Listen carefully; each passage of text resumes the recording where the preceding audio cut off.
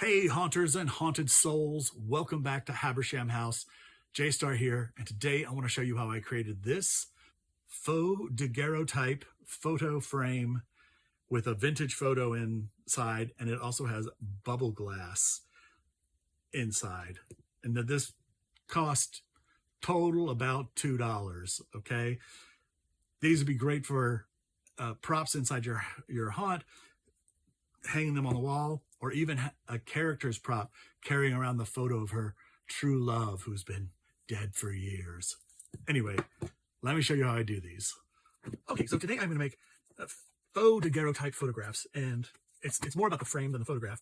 But the first thing I want to do is get the glass out of these frames. This is these are frames from the Dollar Tree, easy cheesy, and then we're going to pop the glass out.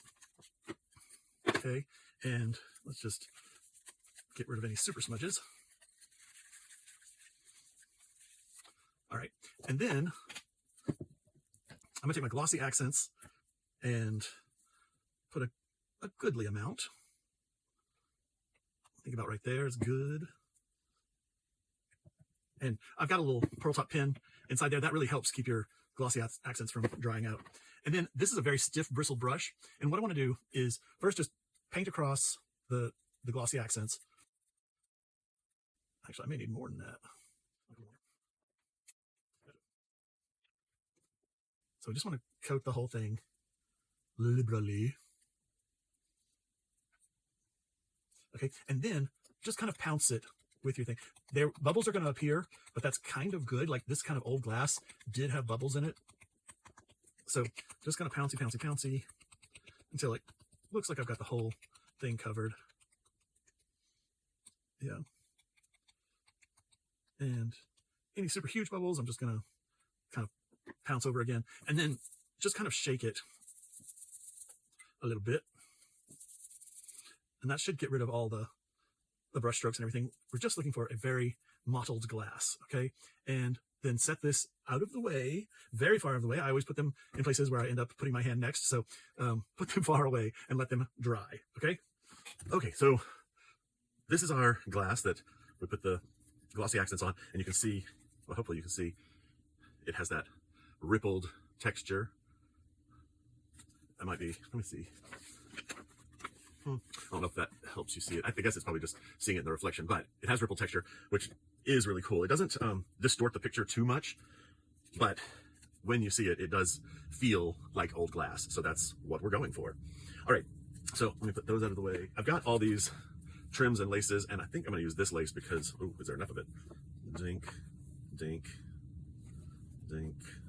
There's just enough of it. Okay, but all of these kind of things work. This is some burlap ribbon. I think these came from the Dollar Tree, but the laces are really great because they fit flat. They fit flat against the frame and give you a lot of texture. The GIMP, I haven't done this one yet. It may take 2 layers with that because it's, you know, just one leaf kind of sticking off. But if I double it up, then there'll be more leaves. I think that could be interesting. Should we try that now? Maybe we should try that now. All right, let's try that now. Oh, you know what? I'm gonna do it off camera because it's gonna be tricky and fiddly. Let me just do the basics so you can see the basics. I also want to show this. This little braided cord is great to use. So those kind of things. Pearl ribbons like that fits right in that little ridge. This one's a little trickier to do because you have to, like, I used super glue gel, put it in there, and I did one piece at a time. I did one piece, let it dry for 30 minutes, did another piece, another piece, another piece. It's a little trickier, but it makes for a good finished product. Here's one with the you know, string of beads. So that looks pretty cool. That's the GIMP. Let's see. That's this black GIMP on this one. Okay. This is the burlap kind of one. And then finally, the one's already done. This is the lace. I think this is the exact same lace I've done too. And they do have spools of lace at the Dollar Tree, so that's easy. But, you know, it doesn't take that much lace. So maybe you have a little scrap of lace ribbon laying around that you can use. So when I do this, first you want to decide which way you want to put it. Do you want, like, the holes to be heavier that way or this way? And, you know, just flipping it, this looks better because that looks lighter, and so you want the heavier on the outside edge. I think, you know, why listen to me? I don't know anything. So before I cut this, I want to add some I want to keep it from fraying, so I'm just going to add a little bit of this glue, Aleene's tacky glue. Just going to dab a little on, and because we are going to miter these corners, I just have to remember, you know, which way it goes. And then that's going to cut that way, so that's enough there, I think. Maybe just a dab more. And then like here, I'm going to cut it that way, but then I'm also going to cut this way for when I like turn the corner. You'll see in a second, but I just want to dab glue in here so that the lace won't fray on me. We don't want that look in that corner there, you know? Okay, and then we can turn this around. Just pull this over. And you don't have to be neat or really anything with this because it is going to get covered.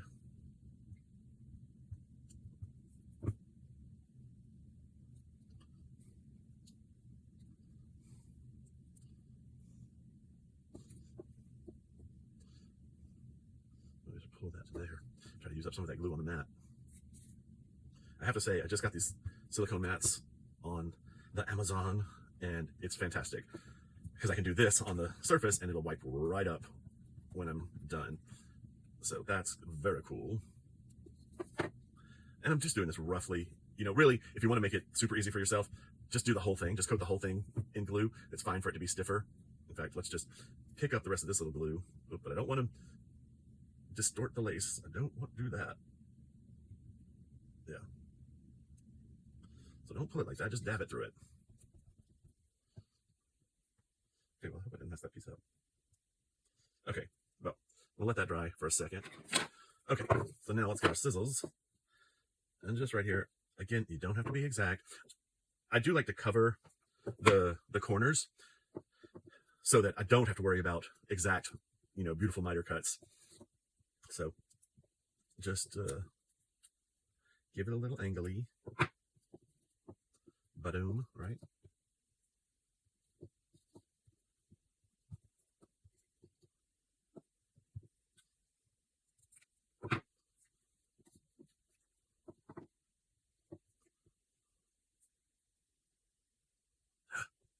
I did that wrong. You see what I did? People, you can't listen to me. Do I have enough to do the last bit? I think I do. Okay. Whew. Well, so, okay. The point is, I want this heavier piece of the lace to be on the outside. So I've got to cut my miters. I can't just use the cut that is already there. Does that make sense? I've got to cut it this way. And then I have to cut it this way. That makes that.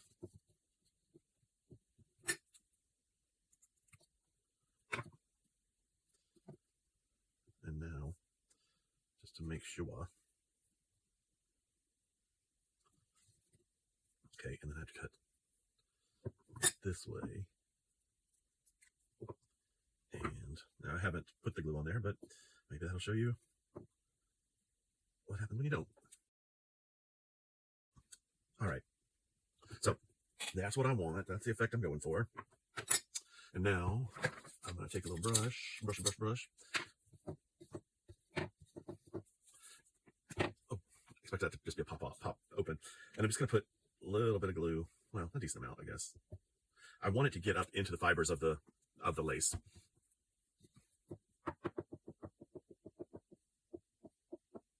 And I want to paint that little edge that's down there too. I mean, it's not so necessary because we are going to put another layer on it, but, and then fit that in there. And then holding it, I'm just going to kind of scrape this glue off my brush a little bit onto the top. Again, I will put another layer of glue to seal this in a second.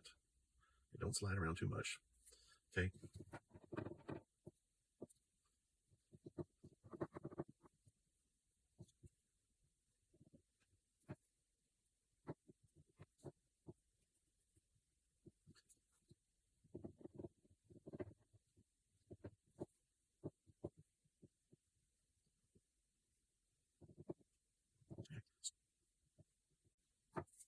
Okay, so there's that, and I think it just gives a nice little like filigree look. I really do like the look of the lace. Okay, just to show you, I started doing this one, and I'm thinking I'm going to double it up, but I wanted to let this layer dry first. But I think that looks really cool. The only thing is I'm having to kind of keep tapping these leaves down, so hopefully they will dry eventually. Not as many are popping up, but I do keep tapping them down just to make sure that they're sticking in the glue. And I will put more glue over this. But I'm thinking once I get both layers on, then I can try to maybe fold the leaves around, or at least push those down.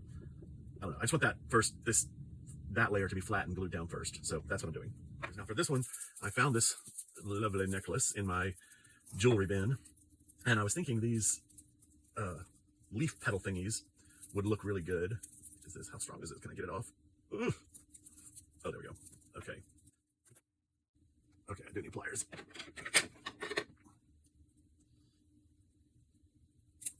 Oh, I broke the little leafy thingy. Okay, so lesson learned. Be careful, J-Star. Okay, so I've got my 4 little corner pieces. They have this little hole in them. Now, I plan to put some wood glue or some regular like Mod Podge on top of this, which could fill that hole, but I think it might be interesting to just add a little pin to it. So let's get a pin, a sewing pin. Okay, come on. We'll choose this ugly color green because it will get painted over. And I'm guessing, I guess I just need to just snip this off close to the pearl. Yeah, and then I can pop it in there, right? Can I? Oi. Maybe I should leave a little more. Okay, but I see what I need to do now. I see where I went wrong. I see where I went wrong. Now I understand what I'm doing.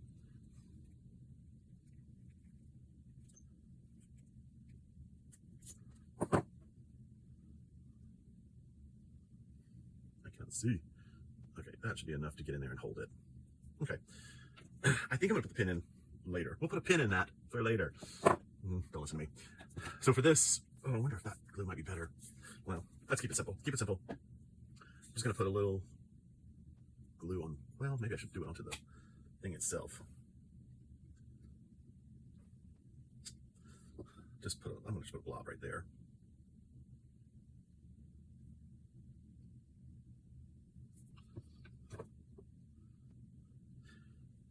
And so the leaf, I'm just putting, I mean, obviously you're not gonna have this exact same thing, but just, you know, look at the details of what's happening with your piece. And what I'm seeing is it comes right into the corner, but here, my lace is, it's got like a little point coming off of it. So I want to, if I can, push that down. I mean, this is a minuscule detail. But if I push that down in there, yeah, come on, I should probably use a toothpick, that'd be better. Okay, then it just looks more like finished, okay? So leaves in corners. Yeah, cool, I love that. And I'll let that dry, and then I'll add the little pearls to it, the pearl pins. Okay, so let's let that dry. That's fine. I just want to get this wood glue on here. Oops, sorry. And the reason for that, well, the reason I'm using wood glue is it's a really good sealer, but it also stays kind of thick. So if you have materials that you're trying to marry and make them look like one piece, then you slap some wood glue on it and it'll make it look like they're, you know, completely connected, as opposed to just like they're glued together. Sorry, I keep drifting because I can't see, even though I got new glasses that are so cute, but I can't see close up. So I have to do what I can, but I'm trying to stay in frame. So, okay, that's most of that up. But now I can just dump a little more on here. And also, the wood glue gives it a really good surface to paint on. It's a great surface to paint on. So, and actually the lace is soaking up a lot of the glue, so I could put more on here.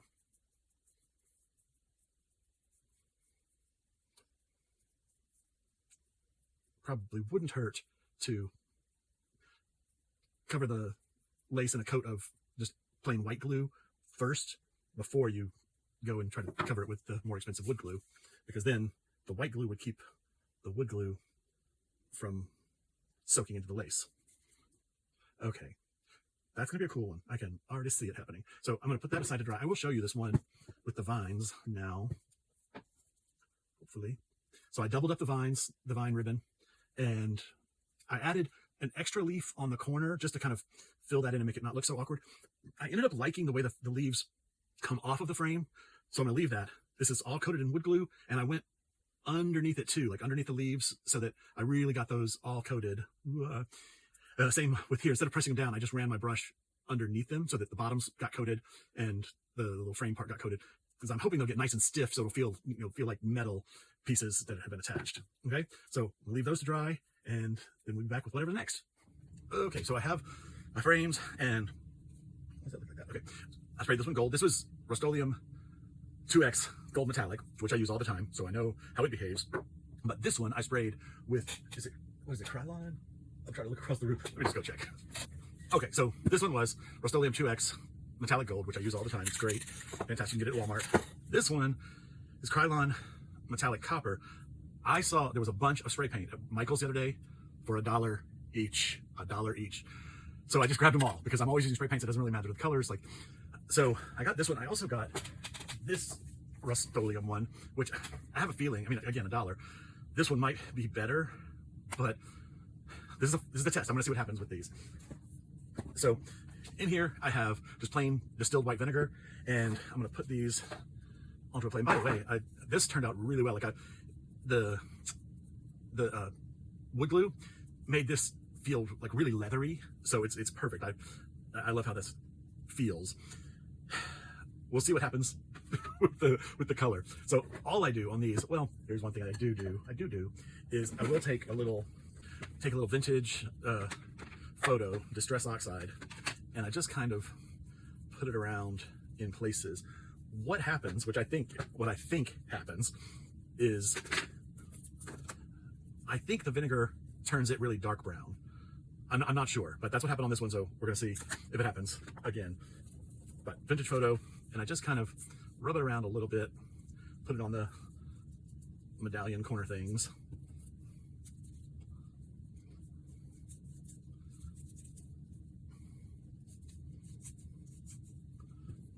You don't have to do this because I did it on another piece. Maybe I should get that and show you.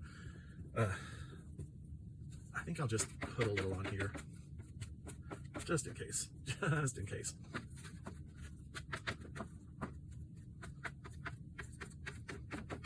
All right, hitting the highlights. Let me grab that other piece and show you. So this was just sprayed gold with the same 2X metallic gold. And then I probably did, I think 3 layers of vinegaring. I just kept spraying it on and like brushing it around, and finally got it to where I wanted it. And then I sealed it with matte sealer. So, you know, you can see that it gives this really great antique brassy gold look. I think it's really cool. And the way it just collects and pools naturally. And I do like pieces like this, I spray them and then I hang them. I have hooks outside, and I can just suspend it and spray it so that the first layers drip down naturally, and then the second couple layers I spritz on like this, okay? Flat. But we're gonna just do both of these flat today because we want the same effect. And see, it's grabbing that oxide ink up, which is cool because that's gonna settle down in the crevasses there. Okay, just, you know, give it a liberal coating. You can come back and add more vinegar if you want more, you know, more verdigris, more finish to it. So I'm gonna let these do their thing. It usually, I mean, I like it. You'll start seeing it, I'd say, in about an hour. So I'll see how long it takes to do these. And, you know, if I catch it, I'll try to get it mid bubbling or whatever it's doing. So yeah, so we'll try that. We'll see what happens. I'll see if I can show you again mid process, but usually I just leave it on there for 8 or 10 hours.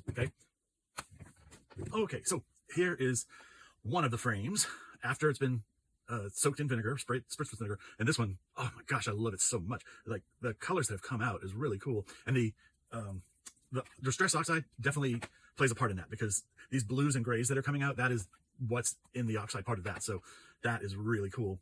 The copper did not work. It did nothing. So I resprayed it with the other copper, which was the Rust-Oleum. It's an old Rust-Oleum metallic. I think did I show it to you? I can't remember now. Anyway, I sprayed it with that. So I'm going to do this one again with vinegar, and we'll see what happens with this one. Obviously, it's much shinier. So I'm guessing there's like metal content in these sprays to make them shiny. I don't know how spray paint works. I just use it all the time. So anyway, I'm going to set that aside and we'll see what happens with that one. Okay. Now for this guy, we are going to get a piece of our bubble glass that we made earlier, and we're going to pop that in. And I'm putting it textured side out. You can put it with the glass side in, or the glass side out, so that oh, look at that cool shadow it's making. Can you see that under the thing? Okay. Anyway, and it could be easier to clean. It still kind of has the same effect, but I really like seeing the ripples on the front side. Okay. So we've got that. And now on Etsy, that's the place, I found some different photo sets that people were selling as digital downloads. And this one was really cool because it had these houses, as well as some like children, these women, I think these men might have been a different set. I'm gonna have to check. I'll put them on the screen right here. I think this was part of this set. Anyway, this is what I downloaded, and this is what I printed. I printed some on just paper, and I printed some on cardstock. What I love about this set is all this aging that they've done, and it's got these bits of greens and oranges, so that really looks great with this finish, okay? So I think I'm going to put this little man in there, man and grandson and child, whatever, you know what I'm saying. We'll just do that for ease and cheese. Or should it be a fancy lady? Where's that lady? Sorry, I didn't think this through. I mean, she's so great right there, right? Do I already have her? I think I already have her in the frame. Yeah. Okay. I like these guys. I'll stick with them. It's good. Okay. And so we're going to put that in. And then I'm going to put the back here from the frame back in. Now, I did tear off the little easel things because I'm going to put chains on them to hang them like that. And I think that's a better option, you know? Okay. So there we go. We got that guy. Now, you could stop here. You could just take the doogie doogie. What do they call? Here's one. Let me just do it this way. You can take it with the easel, boom, pop it on the shelf, done and done. Okay, totally cool. I just want to make them like 360, be more funky. Okay, so we'll put the cardboard in, and then I'm gonna get a piece of like food packaging, and let's see. How about this instant rice? Wonderful. And I forget how big these things are. They are 3 3/4 by 4 and nope, 5 exactly. Okay, is that right?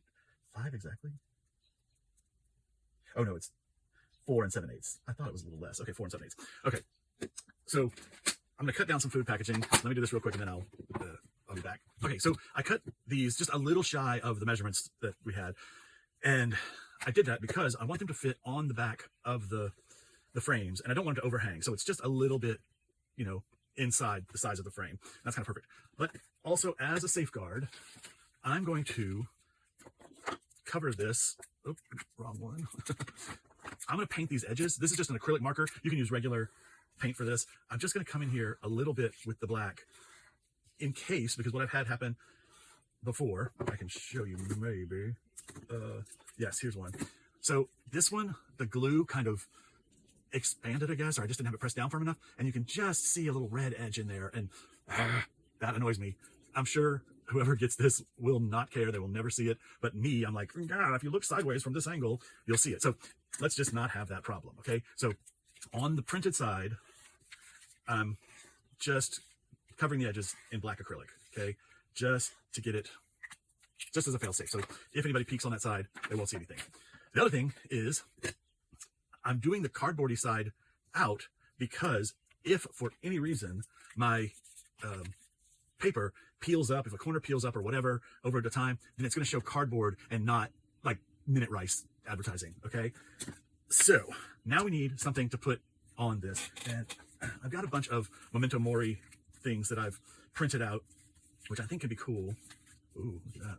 I mean, that's exactly, how can that be the exactly right size? How can that be? How can that be? Okay, but I have to save this because this is one skeleton, and it should be 2 skeletons if it's going to be on this picture. Does that make sense? So I have to save that for a different one. That's amazing that fits. Anyway, all this is I went on the internet, looked for Memento Mori stuff, and printed out the images. Now, some of these I had coffee dyed the paper before and put the coffee dyed paper through my printer, which is more difficult, I will tell you that, because when you coffee dye, the paper shrivels up and like crinkles up and stuff. So it is easier to print it and then spritz coffee on top of it. I did weight these down with like 17 heavy books, so they're a lot flatter than they had been. But anyway, these are so cool. I can't believe, so I've got a few of this one. Anyway, this is gonna be great backings for these. Okay, that one's a little smaller, so, but it's still cool. And like that, if I want to use that, I can just black the edges of this and use that. The other thing I wanted to show you that I've used on some others is, hold the phone, these little pads that I've gotten off of Temu. I've gotten several of them, and they've come in so handy. They're just copies of vintage ephemera, okay? This one's got some receipts. I mostly use the letter ones like that, like the handwritten letter ones. I use the receipts sometimes, but not as much. You see, like I've torn out all the letters of this one. It's like down to just receipts. But I like those ads, actually. And I'd like, what was that one? Okay, come on. See, I like that for the back. I mean, it has a little something to it. It's kind of cool. Yeah, I might just use that one. Now, I'm gonna flip through this one so you see. Anyway, these are, you know, under $2, but I get so much use out of them. Oh, look how nice that is. Actually, that's the piece for this. Okay, that's the piece.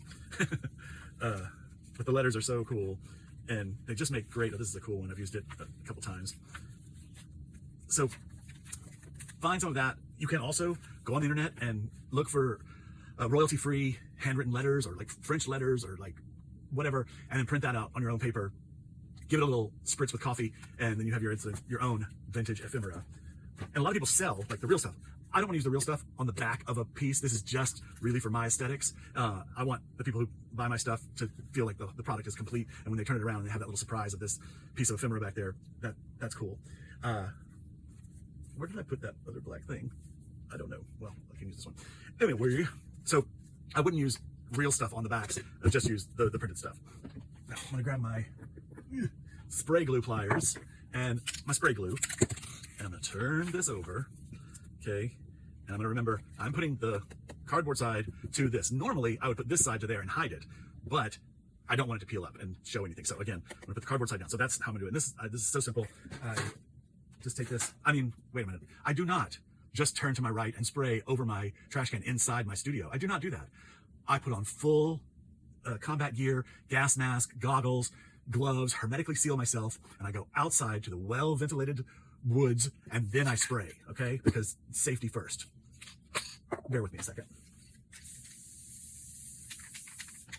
Okay, back from the woods in the well-ventilated area. I've got it sprayed, and then I'm just gonna take this and I'm gonna pop it right against the corner. Oh, it'll let you slide it a little bit. Okay, I think I would let that dry enough. But I'm gonna press it down with that. I'm just doing the paper towel over it just so I don't smear the acrylic paint that I put on there with that paint marker. Okay, it's pretty dry, I guess. In here, oh, you know what I didn't do is warm up my glue gun. Now we're gonna take the scissors and just trim that off. I probably should have looked at the other side before I did this, but I'm pretty sure it's well placed. I wanted the column of numbers. Yeah, I wanted that column of numbers to be there. I think, oh my gosh, that looks so cool, right? So cool. Now, I did not warm up my glue gun, so let me do that really quick, and then we'll glue this on. Actually, while that's warming up, we're gonna hit this with a little Distress Oxide, okay? Our favorite aging component. And I do it this way. I pick my piece up and I swipe this across the edge thusly. I see people lay it down and kind of smudge in that way, where a lot of stuff is getting on their mat or whatever they're doing on. I always get like really defined circles, like the edge of this, if I lay it down and try to do that. So I just pick it up and do it this way. Oh, sorry. I just cannot stay on camera. I don't know what it is. Okay. And then if you want to blend that a little more, let's see, where's my blending brush? There it is. You can like take that and come in. This is the brush I use in Vintage Photo for stencils. These are fantastic. If you don't have these, get them. I got them on Temu, and I just got a great deal. It's only gonna, I think it's gonna be about a week before I get it. 20 of these for like, I think it was $4, $4.50, something like that. I'll do a haul when I get those orders, because they're so good. And what I've done is I have the colors for regular ink and then all the colors for oxide inks. And I don't really care. Like, I'll use this for Crackling Campfire or Spice Marmalade. So, you know, if it's in the color family, I'll still use it, but you don't want to mix the oxide inks with the regular inks. So there's that. Okay. So we got a little gushy going on. That's awesome. Gives it a little extra edge. And then also the edge gotten with the when you put it on the side. So that's that. Now let's see. Are we ready? I think we are. I want to get my Aleene's. Let's see. Is this guy going? Yeah. Okay. By the time we get there, we'll be. Now I want to take the Aleene's and I want to open it. I'll open it first. Shall we? Shall we do that? That's clever. And I'm going to go around the like kind of inside edge of this frame. I don't want to get close to the edge like that. So you know, this is just to show you. I would never do that on my own because I'm perfect. That's another just to show you. Oh, jeez Louise. I cannot do a straight line. Oh my God. My mom got a magnet on her fridge one time. It was in rainbow letters. It said, "I can't even think straight." And I'm like, "Mom, are you trying to tell us something?" She's like, "What? It's funny." I'm like, "It means that you're gay. Like, you're so gay, you can't think straight. You're so not straight that you..." Anyway, it was very funny. So actually, I think she still has it on her fridge. I mean, it's been like 15 years. But I can't even draw straight lines. That's how gay I am. Okay, and then I'm going to do it on this interior edge. If you're wondering, hey, why do they even have that little divot there? What's that for? That is to make it lighter and use less material in production to make it cheaper so that they can sell it at the Dollar Tree. Isn't that wild? It's like the divots on the bottom of sour cream and stuff. They keep pushing that divots bigger and bigger and bigger so that there's less stuff in the tub, but the tub still looks the same size. Oh, shrinkflation. Okay, so now I put the tacky glue on the outside, and now the hot glue, I'm just going to kind of run on the inside of this frame backer around the edges, because that'll kind of push in and hold that, and then a little bit in the middle. And I'm kind of just doing that to just hold this down while it dries. Oh, double check that I've got them standing up. I want this to be the same direction as the photo, because, you know, perfection, perfection is my middle name, except my name got changed to insanity. Okay. And now I'm just going to press this down. I want the back to grab that, you know, hot glue, or the center to grab the hot glue. And then I'm going to put this under a big stack of books, okay? Because I want this to flatten. Oh, and I will tell you, these are, yep, the little balls, they distend past the edge of the frame. So what I do in that case is I take my old towel. This is a workshop towel. I take the towel and I lay it down first, and then put the box on it, the books on it. That way, whatever relief is standing up will press into the towel, and it won't be pressing on a hard surface that could cause it to snap off or whatever. Okay, so I'm gonna dry this, and then we'll be back. Okay, all right, so this is very well connected, I think, and glued down. Oh, such a pretty patina on there. Looks so great. Cool. So now I just want to add a little bit of chain to the back to hang it, and actually need my towel again. And if I look at another frame, I want to mount the screw eyes like right in the corner of this inner thing, and that is a 1/2 inch in, and both ways, I'm sure. Yeah, so on here I want to come in 1/2 inch. Open my in camera, and looks like I'm right on it. Well, a little bit. That's pretty good. 1/2 inch, and I'm going to put a little, this is my awl. You got to get an awl. If you don't have an awl, you're missing out on it all. It's so helpful to drill pilot holes and whatnot. Okay, and then that one. So that's actually right there.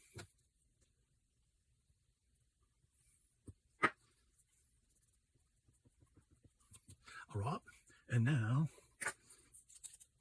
we're going to get 2 little screw eyes, and I want them to be the dark ones. There's a coppery kind of one. There's another coppery kind of one. I keep meaning to throw the silver and gold ones into some peroxide and vinegar and salt to get them rusted and verdigreed up, but I keep forgetting. Now, I want to put these in, but I want to add a little glue to them. So I'm just going to pop this. Can you see this? I'm going to just poke it into the tip of the glue bottle. And then, okay,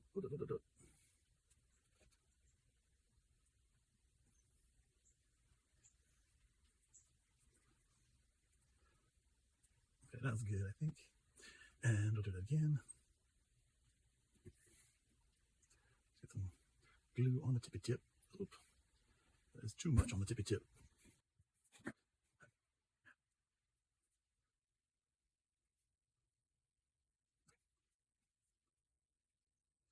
All right, so we got the 2 dealy deals in there, and then I want to get a couple of jump rings and open those up.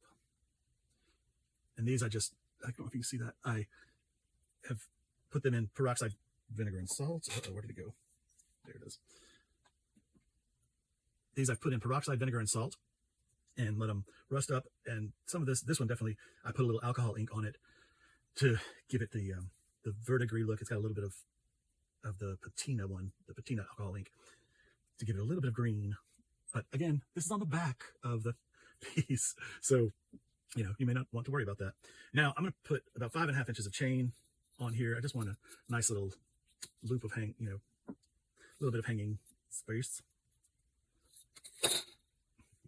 This is so tiny, and this is just jewelry. Actually, I think this piece came from a bunch of costume jewelry that my friend Amy gave me, but I always glance over the counters at Goodwill just to see what kind of stuff is there, because like, look at the chains. Like, the chains could be good for hanging pictures. The beads could be good for the corners of these things. You can tear them apart and make bracelets. There's all kinds of things you can do. All right.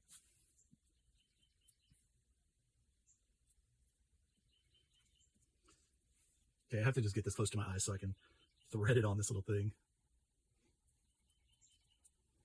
I can't even see it then. Look at Goodwill for bigger chain. Maybe that would be a smarter thing than using this minute chain.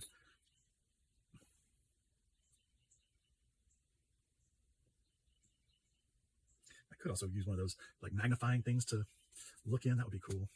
Okay, and then one thing that I do is I straighten this out and I just kind of pull my chain.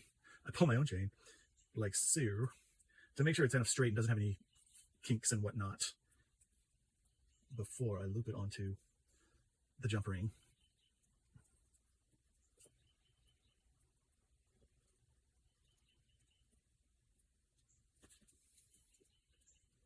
And sorry again, I have to get it near my eyes. Okay, that's good, and that one's good. All right, now we have the little chain hanger, and we're finito. And here is my completed faux daguerreotype photo and photo frame with bubble glass. I love the finish on these. I think it's just so good, and it's so simple, right?